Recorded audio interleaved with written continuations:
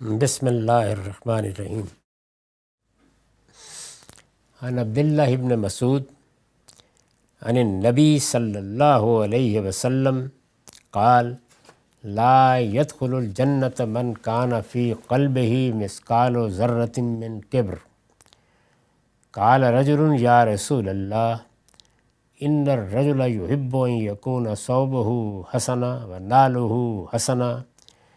قال ان اللہ جمیل یحب الجمال الکبر بطر الحق وغمط الناس۔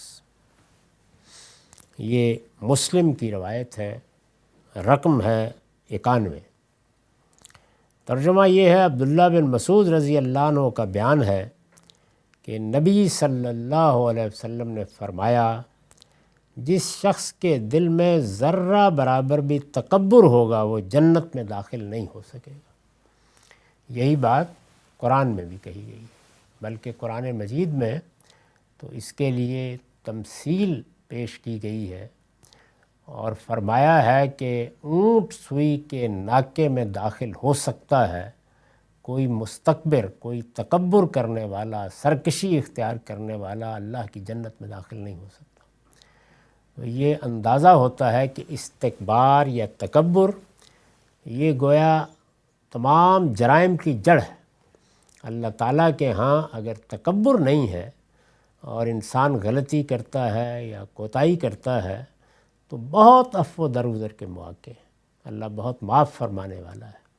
یعنی بندہ اگر بندگی کے مقام پر کھڑا ہے اور اپنے آپ کو بندہ ہی سمجھ کر سب چیزیں کر رہا ہے تو پھر غلطی ہوگی، غلطی ہوتی ہے تو اس کا لازمی نتیجہ یہ ہے کہ چونکہ سرکشی نہیں ہے، اصرار نہیں ہے، تو وہ لوٹے گا اپنے پروردگار کی طرف، جلد یا بدیر اپنے آپ کو اس مالک کے سامنے ڈال دے گا، عرضداشت پیش کرے گا، معافی مانگے گا، رجوع کرے گا۔ تکبر ہوگا تو پھر انانیت کا اسیر ہو جائے گا۔ اس طرح کے لوگ دین کے معاملے میں استکبار اختیار کر لیں تو ابو جہل، ابو لہب اور فرعون ہوتے ہیں۔ دنیا کے معاملات میں استکبار اختیار کر لیں تو ہٹلر اور مسولینی ہوتے ہیں۔ ان کو پھر یا بندوق کی گولی رخصت کرتی ہے یا کوئی اٹھا کے پھینک دیتا ہے۔ تو فرمایا کہ یہ تکبر اگر ذرہ برابر بھی تمہارے اندر ہے تو یاد رکھو جنت میں داخل نہیں ہو سکو گے۔ نبی صلی اللہ علیہ وسلم نے فرمایا، جس شخص کے دل میں ذرہ برابر بھی تکبر ہوگا، یعنی یہ جس طرح کے حدیثوں میں آتا ہے اور بالکل صحیح آتا ہے اور قرآنی کے مطابق ہے کہ ذرہ برابر بھی ایمان ہے۔ ایمان کس چیز کا نام ہے؟ ایمان نام ہے احساس بندگی کا، یعنی میں بندہ ہوں، اسی کا نام ایمان ہے۔ تو ذرہ برابر بھی ایمان یہ دوزخ میں نہیں رہنے دے گا۔ کیوں نہیں رہنے دے گا؟ اس لیے کہ استکبار نہیں ہے تو معافیاں مانگی ہوں گی، ندامت آئی ہوگی، رجوع ہوا ہوگا، تو اللہ تعالیٰ بڑے بڑے گناہوں کو بھی معاف کر دیتے ہیں۔ اور اس کے مقابل میں کیا ہے؟ ذرہ برابر تکبر۔ اگر کسی جگہ بھی یہ موجود ہے تو اس کا ظہور ہوگا، اور جب ظہور ہوگا تو پھر لازماً انسان سے وہ سب کچھ کرائے گا جو انسانی تاریخ میں پیغمبروں کے مقابل میں بھی جب اللہ کی طرف سے حکم آ گیا کہ اب تم معزول ہوئے تو وہ معزولی انہوں نے قبول نہیں کی۔ جس شخص کے دل میں ذرہ برابر بھی تکبر ہوگا وہ جنت میں داخل نہیں ہو سکے گا۔ ایک شخص نے، یعنی حضور نے یہ فرمایا، ایک شخص نے یہ سنا تو پوچھا، یا رسول اللہ، آدمی پسند کرتا ہے کہ اس کا لباس اچھا ہو، اس کا جوتا اچھا ہو، یعنی انسان کے اندر ایک حصے جمالیات اللہ تعالیٰ نے رکھی ہے، تو کیا یہ میں تکبر کر رہا ہوں؟ یعنی میں اپنے آپ کو خوبصورت دیکھنا چاہتا ہوں، میں اپنے آپ کو برتر دیکھنا چاہتا ہوں، میں کوئی بڑا مقام حاصل کرنے کی جدوجہد کرتا ہوں، وہ علم میں ہو، وہ اقتدار میں ہو، کوئی بھی چیز ہو، تو اس میں ظاہر ہے کہ یہ چیزیں تو انسان چاہتا ہے، اس کے اندر ایک جمالیات کا احساس موجود ہے۔ یا رسول اللہ، آدمی پسند کرتا ہے کہ اس کا لباس اچھا ہو، اس کا جوتا اچھا ہو۔ آپ نے فرمایا، اللہ سراسر حسن ہے، یعنی اللہ کیا ہے؟ اللہ جمیل، اللہ سراسر حسن ہے اور حسن و خوبصورتی کو پسند کرتا ہے۔ اس لیے ان میں سے کوئی چیز بھی تکبر نہیں ہے، یہ غلط فہمی دور کی آپ نے، یہ تکبر نہیں ہے۔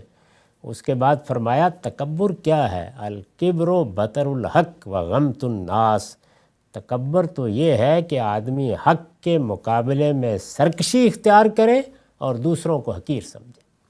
یہ دنیا میں اخلاقیات کی جو کچھ بھی تعلیمات وجود میں آئی ہیں، رسالت مآب صلی اللہ علیہ وسلم کا یہ جملہ آخری درجے میں تکبر کیا ہے اس کا واضح جواب دے دیتا ہے۔ یعنی دنیا میں جو اصل کشمکش پیش آتی ہے انسان کو، وہ کیا ہے؟ وہ یہی ہے کہ وہ کوئی رائے رکھتا ہے، کوئی بات کہتا ہے، کسی چیز میں اپنے فکر کا اسیر ہوتا ہے، اس نے کوئی تصور قائم کیا ہوتا ہے، اب اس کے مقابل میں کوئی چیز آتی ہے اور پتہ چل جاتا ہے باطن میں کہ میں صحیح نہیں تھا، اس موقع کے اوپر وہ حق کے مقابلے میں کھڑا ہو جاتا ہے۔ یعنی اب گویا مسئلہ استدلال کا نہیں ہے، مسئلہ انانیت کا ہے۔ میں تو یہ کہہ چکا، میں تو یہ بتا چکا، میں تو اس اصرار کے ساتھ اپنی رائے پر قائم رہا، اور میری حیثیت، میرا مقام، میری ذہانت، میرا فلسفہ، یہ جو پھر میرا ہے، یہ پوری قوت کے ساتھ اندر سے اٹھتا ہے اور یہ پھر کہتا ہے کہ نہیں، اس حق کو تم نہیں مانو گے۔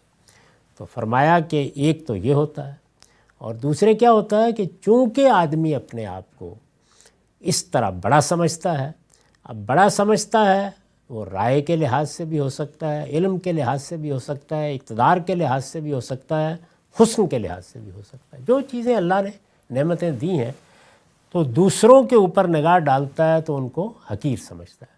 یہ حقارت باطن میں بھی ہوتی ہے، بعض لوگوں کے ظاہر میں بھی آ جاتی ہے۔ یعنی باطن میں ہوتی ہے تو ظاہر ہے کہ وہ آدمی کے خیالات، افکار، اس کے سوچنے پر اثر انداز ہوتی، اور حسد، کینہ، بغض جیسی چیزیں اس کے اندر پیدا کرتی ہے۔ ظاہر میں آتی ہے تو وہ دوسروں کو نقصان پہنچاتا ہے، ان کے نام رکھتا ہے، ان کو پست سمجھتا ہے، ان کے بارے میں طرح طرح کے تبصرے کرتا ہے، ان سے متعلق ہر سنی ہوئی بات کو بیان کر دیتا ہے، اور یہ چاہتا ہے کہ ان کو نیچا دکھائے، اور یہ نیچا دکھائے، یہ در حقیقت اپنے سے نیچے کے لوگوں کے بارے میں جب انسان کر رہا ہوتا ہے تو اسی کو حضور نے فرمایا غمت الناس، یعنی لوگوں کو حقیر سمجھنا۔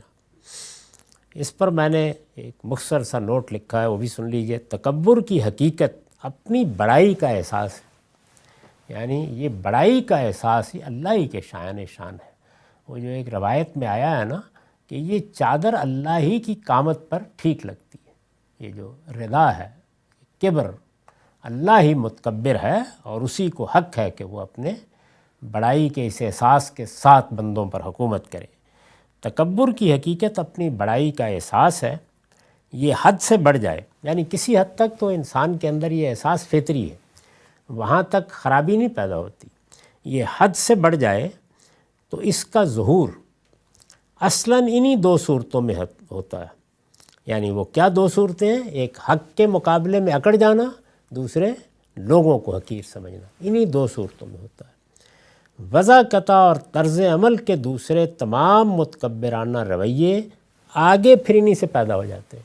یعنی یہ ہے وہ اصل حقیقت کہ جب انسان حق کے مقابلے میں اکڑنے کا داعیہ پیدا کر لے اور جب دوسروں کو حقیر سمجھے تو یہاں سے ابتدا ہوتی ہے، اور اصل حقیقت بھی یہی ہے۔ اس کے بعد ظاہر ہے اس کا ظہور ہوگا، وہ وضاقتہ میں بھی ہوتا ہے، لباس کے انداز میں بھی ہوتا ہے، اٹھنے بیٹھنے میں بھی ہوتا ہے، طرز تخاطب میں بھی ہوتا ہے، اپنے چھوٹوں کے ساتھ معاملہ کرنے میں بھی ہوتا ہے، زیر دستوں کے اوپر حکومت کرنے میں بھی ہوتا ہے، پھر وہ مختلف صورتوں میں ہونا شروع ہے۔ تو یہ کبر یا تکبر کی رسول اللہ صلی اللہ علیہ وسلم نے حقیقت واضح فرمائی۔ یہ بڑی اہم روایت ہے، اور یہ بتاتی ہے کہ ان روایتوں میں اللہ تعالیٰ کے پیغمبر کی طرف سے کیا جواہر ہیں جو بکھیر دیے گئے ہیں۔ وآخر دعوانا الحمدللہ رب العالمین۔